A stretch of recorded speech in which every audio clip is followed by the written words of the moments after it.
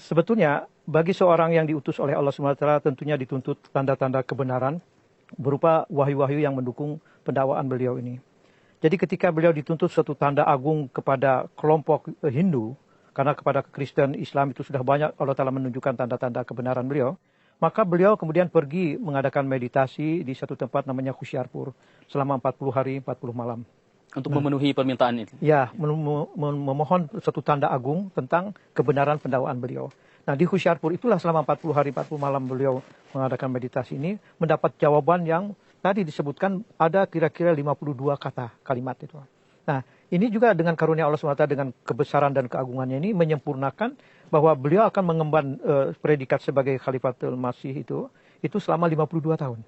Saya akan coba bacakan sebagiannya saja daripada poin yang berkenaan tentang wujud dan personality yang akan digambarkan oleh Allah SWT kepada kita. Ini cukup panjang sebelumnya, lalu beliau wahyu itu begini bunyinya. Khubsurat larka tumhare uske saat fazal hai jo uske ani ke saat aega, wo sahib sikwah or azmat or daulat hoga. Nah, jadi beliau ini adalah seorang yang menjadi tempat mengadu.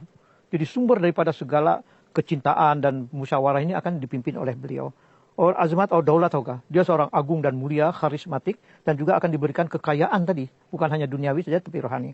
Or dunia me aiga or apne masihi nafsi or ruhul hak ke berkat se, bohotong ke bimarun se saaf karega. Jadi untuk mengadakan suatu revolusi, itu harus dimulai dari jiwa yang bersih. Nah, jadi untuk revolusi yang besar ini juga harus ada jemaat yang bersih. Nah, inilah dia mengatakan ini bahwa di sini katanya, wo kalimatullah. Jadi segala tuntunan-tuntunan dari untuk memimpin jemaat ini juga akan ada banyak tuntunan daripada Allah SWT. Kyunke huda kirahmat or guyurine uske kalimat tamjid se bejai. Jadi beliau mengutus bukan orang biasa, tetapi memang sudah dengan kalimat tamjid itu yang penuh dengan keagungannya itu mengiringi kedatangan beliau di dunia ini. Wo sahte zahin wa fahim hoga. Akan brilian, sangat cerdas dan sangat luas pengetahuannya dan pemahamannya juga. Odil kahalim, sangat lembut ya. Kemudian ulum zahir batin sepur kia jaga. Jadi untuk menghadapi segala tantangan, rintangan dan segala maksud-maksud yang unggul ini, yang mulia ini perlu dengan ilmu-ilmu yang luar biasa. Kemudian di sini wotin ko carkane walagahoga. Nah, ini ke depan nanti akan terbuka satu babak baru di mana ini nubuatan-nubuatan dari nabi-nabi terdahulu juga akan beliau wujudkan dalam bentuk gambarannya rencana ilahi. Kemudian di sini dikatakan bahwa mazharul awal wal akhir wa mazharul haqqi wal ala wa kana Allahu nazala minas sama. Seakan-akan ini penzahiran hak dan kebenaran, lalu seakan-akan Tuhan Allah SWT itu turun dari langit. Nah, di sini dikatakan uskan nuzul buat mubarak or jalalillahi ka zuhur ka mujib hoga. Jadi penzahiran daripada hasil-hasil akan beliau raih ini akan menzahirkan suatu keagungan Islam dan ketinggian Rasulullah SAW dan Allah Subhanahu wa taala. Kemudian di sini apne ruhul nur atahe or jiske nur jisko hudane apne razamandi ka iterse mamsukia. Jadi beliau tidak berdiri sendiri, tetapi kesucian dan ruh kekuatan daripada Masih Maud Salam itu seakan-akan akan mengalir ke dalam jiwa dan langkah-langkah beliau itu. Karena kuda kasaya uskesar parhoga. Jadi senantiasa bayangan Tuhan, lindungan Allah dan pertolongan itu akan menyertai beliau dengan misinya dan jemaatnya ini. Wajal jad barega, dia akan tumbuh dengan sangat pesat. Or asirong kedestegari kamujib hoga, dan akan membebaskan banyak sekali bangsa-bangsa yang tertindas dan tertawan itu. Nah, ini cukup panjang dia, tapi ini beliau adalah seorang sosok yang betul-betul sudah dinubuatkan oleh Rasulullah, bahkan yatajawwaju wa yuladulahu, dan juga rajulun aw rijalu min hawalil farisi. Nah, ini Pak, jadi bisa kita simpulkan bahwa kelahiran beliau ini merupakan jawaban dari Allah SWT kepada Hadrat Masih Maud SAW atas tuntutan orang-orang Hindu yang meminta tanda kebenaran kepada beliau, begitu Pak ya? Betul sekali. Nah, ini mungkin bisa Bapak sedikit ceritakan juga bagaimana kondisi beliau setelah masa kelahiran beliau, karena mungkin dari catatan sejarah kan banyak sekali orang yang meragukan bahwa beliau lah anak yang dijanjikan itu. Nah, ini bagaimana mungkin Bapak bisa sampaikan? Sebetulnya begini, sejak dari kecilnya itu sudah nampak suatu kepribadian sangat luhur. Dari beliau sangat rajin ibadah, berdoa, berzikir, salawat dan mendengar pengajian. Bahkan ketika umur 19 tahun itu sudah pandai berpidato, berdialog, berdebat itu. Dan kita tahu ketika beliau ikut dalam Madrasah Ahmadiyah, murid daripada namanya Said Ismail, ya, Muhammad Ismail, guru besar beliau ahli bahasa Arab. Itu ketika beliau dalam alam ru'ya sedang di kelas itu makan zardah, nasi kuning itu guru beliau melihat, Miasai bagi-bagi dong makanannya. Padahal teman-teman tuh melihat tidak ada apa-apa di atas meja itu. Kasyaf berarti Kasyaf itu, tapi begitu tingginya. Jadi kesucian itu yang sejak lahir sudah memang disucikan oleh Allah SWT. Nah, Quwati Basirat juga beliau miliki itu. Dan bahkan beliau sudah membuat tafsir itu. Berarti hakikat beliau itu sudah terbuka kepada beberapa orang itu, Pak? Ya, betul. Makanya nanti ada muncul ketika ayahanda beliau Hadrat Mirza Ghulam Ahmad alaihissalam meninggal dunia, itu seakan-akan akan timbul suatu kegoncangan itu. Jadi beliau tidak khawatir tentang jemaat ini, ya. Tetapi beliau memberikan suatu kekuatan tekad hati beliau itu bahwa andaikan seluruh dunia, seluruh pengikut itu meninggalkan beliau dan meninggalkan misi beliau, demi Allah yang dengan penuh keyakinan saya bersumpah, saya tidak akan meninggalkan misi ini. Segala misi yang disampaikan ditunjukkan kepada beliau akan aku sebarluaskan ke seluruh dunia ini. Dan ini ungkapan yang lahir dari satu keteguhan iman. Betul, ya, satu kekuatan iman yang luar biasa. Yang penuh, ya. Mungkin kalau dilihat dari sisi usia beliau yang masih belia, ini sesuatu yang sangat luar biasa sekali gitu. Ya. Tidak sesuai kalau dilihat dari usia beliau yang masih sangat belia, di mana ayahanda beliau wafat itu. Nah ini perjalanan beliau sampai kepada memenuhi nubuatan yang sedemikian panjang ini. Kemudian bagaimana Bapak juga mungkin bisa Bapak ceritakan bagaimana ketika Hadrat Khalifatul Masih awal meninggal dunia wafat, bagaimana proses pemilihan kekhalifahan untuk yang kedua ini. Banyak sekali intrik-intrik di dalamnya. Nah ini mungkin Bapak bisa ceritakan bagaimana orang-orang hatinya itu bisa tertarik hanya kepada beliau untuk memilih beliau ini. Ya, sebetulnya begini, sehari-hari itu memang sudah nampak suatu kepribadian yang sangat luar biasa. Apa yang dikatakan itu hudaka saya harus kesar parhoga, bayangan Tuhan selalu akan menyertai dia, dan pertolongan Tuhan seperti Wahyu dikatakan, dari keturunan engkau aku bangkitkan seorang putra, ya, seseorang yang dia itu akan memajukan tauhid dan jemaat ini, dan dia akan mengembangkan kebenaran ini sehingga banyak orang-orang yang masuk ke dalam jemaat ini. Nah, kemampuan ini itu beliau miliki. Jadi walaupun beliau waktu itu Khalifatul Masih pertama meninggal 25 tahun beliau umurnya. Nah ini ada seseorang yang sudah ingin berambisi untuk menjadi pimpinan itu. Tetapi di situ orang karena melihat karismanya itu aklamasi memilih beliau. Nah itulah beliau walaupun kekayaannya, pengikutnya sebagian sudah menyeberang ke jemaat Lahore. Tetapi di situ kita melihat bahwa kamin fiatin kalilatin galabat fiatan kasiratan biiznillah ini menjadi suatu jemaat yang akan tumbuh besar dengan pertolongan Allah Subhanahu wa taala. Nah ini proklamirkan diri juga nanti ada itu dia tulisannya. Ketika prosesi pemilihan khalifah yang kedua ini, seolah pada saat itu jemaat terbagi pada dua, Pak, ya. Yeah. Ada yang memisahkan, ada orang-orang yang tidak mau baiat.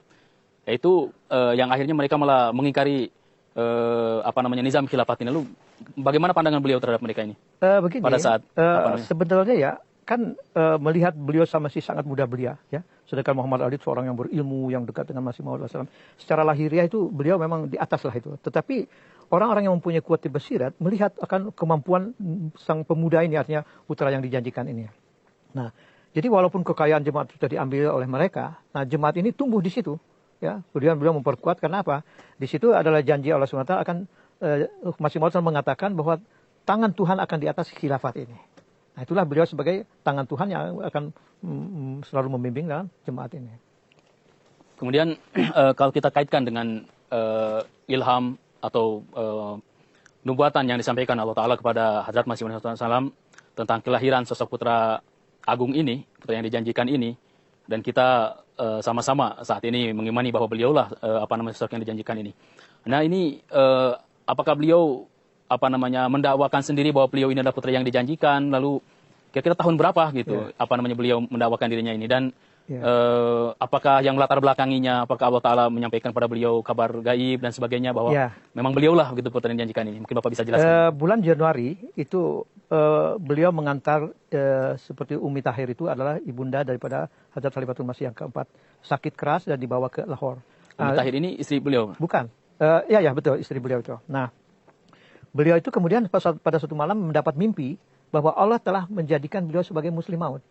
Jadi walaupun secara naluri, secara pribadi beliau tidak suka untuk memproklamirkan diri. Tetapi karena ru'ya itulah beliau kemudian di dalam satu khutbah Jumat itu dia sampaikan, sehingga menimbulkan suasana haru dan sangat mengesankan sami'in di dalam masjid ini. Mereka memberikan mubarak dan banyak yang menangis dan menyambut tentang penobatan beliau sebagai Muslim Maud.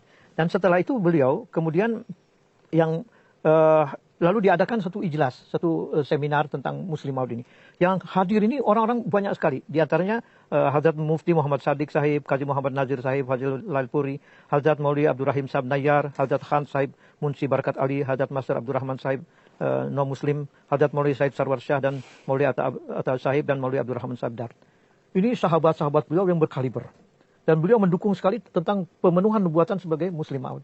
Setelah itu, ini diadakan juga semacam semacam seminar ataupun pertemuan ijlas ya, di mana tanggal 20 Februari diadakan di Hoshiarpur. Kemudian 12 Maret diadakan di Lahore. Tanggal 23 Maret 1944 diadakan juga di Ludhiana. Dan 16 April diadakan juga di New Delhi. Jadi memproklamirkan diri ini tidak wajib sebagai ma'murin minallah. Tetapi beliau mengumumkan kepada dunia, sayalah sebagai Muslim Maud yang dijanjikan itu.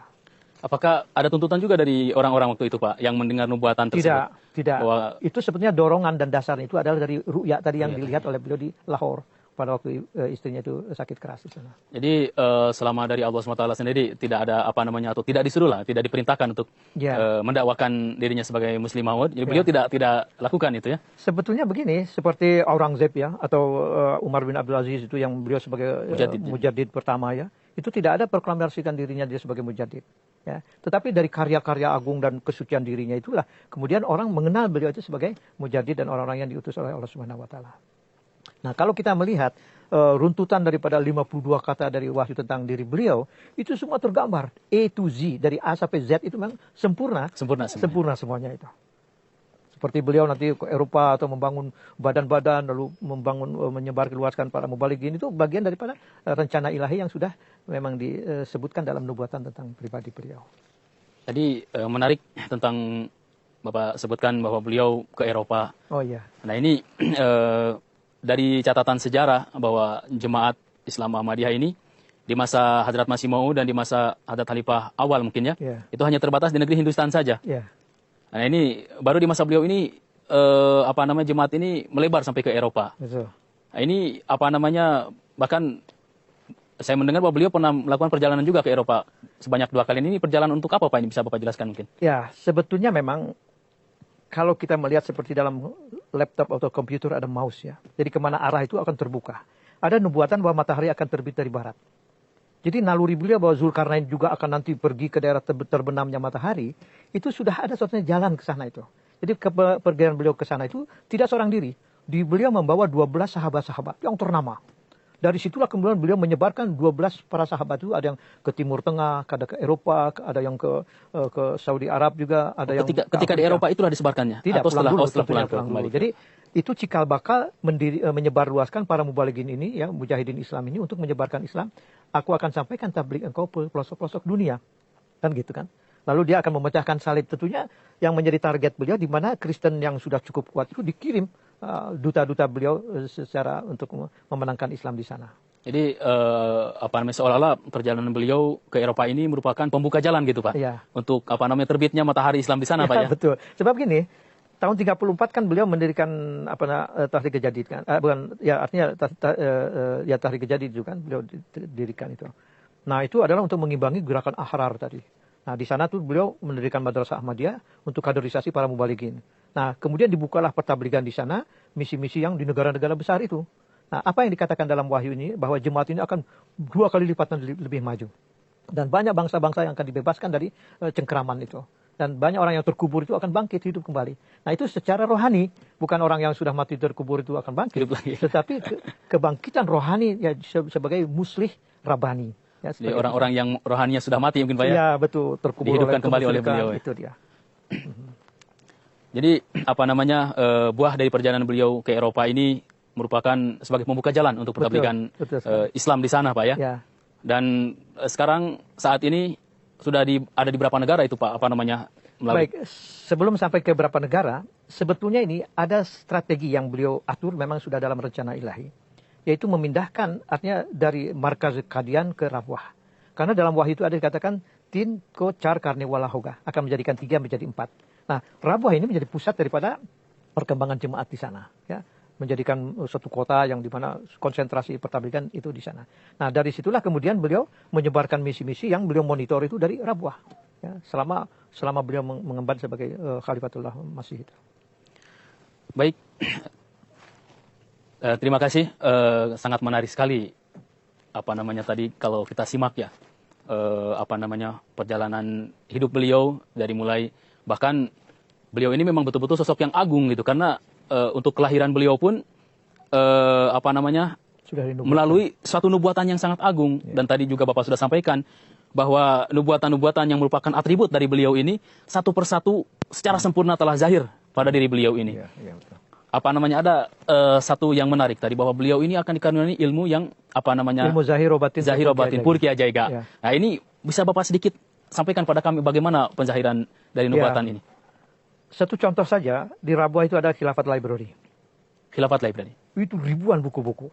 Dan di dalam buku-buku itu dari berbagai macam, bukan ilmu agama dan ilmu perbandingan agama saja, tapi ilmu-ilmu dunia juga. Dan di situ banyak catatan-catatan yang beliau sudah tuliskan itu.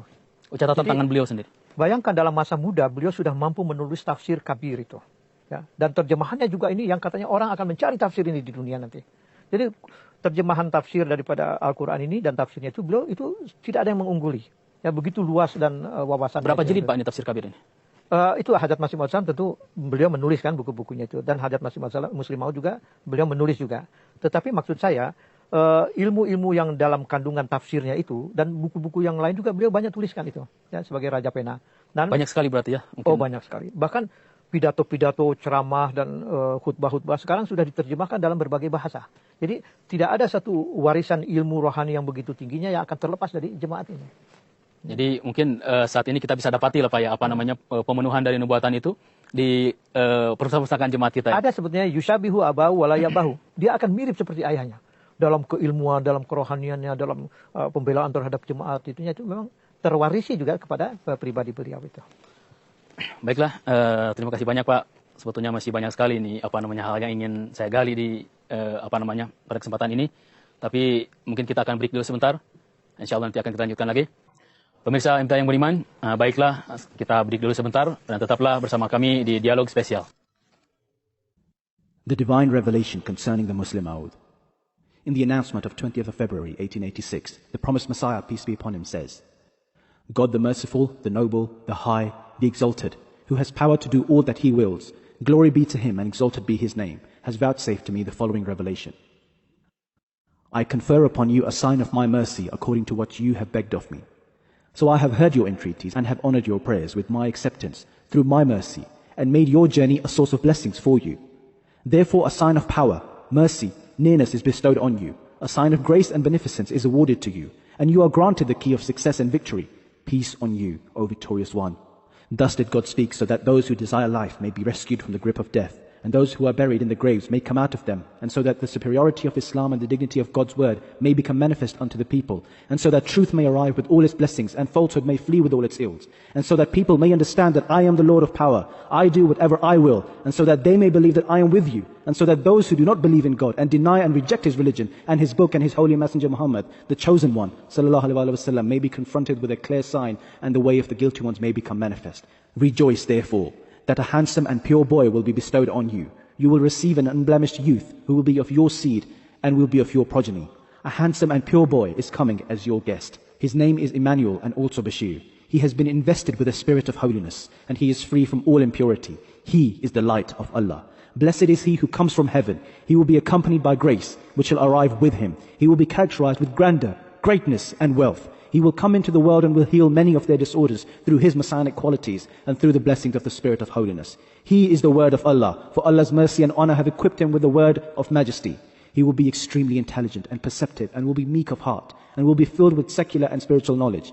He will convert 3 into 4. Of this the meaning is not clear. It is Monday, a blessed day, sun, delight of the heart, high-ranking, noble, a manifestation of the first and the last, a manifestation of the true and the high, as if Allah has descended from heaven. His advent will be greatly blessed and will be a source of manifestation of divine majesty. Behold, a light comes, anointed by God with the perfume of His pleasure. we shall pour our Spirit into him, and he will be sheltered under the shadow of God. He will grow rapidly in stature and will be the means of procuring the release of those held in bondage. His fame will spread to the ends of the earth, and peoples will be blessed through him. He will then be raised to his spiritual station in heaven. This is a matter decreed.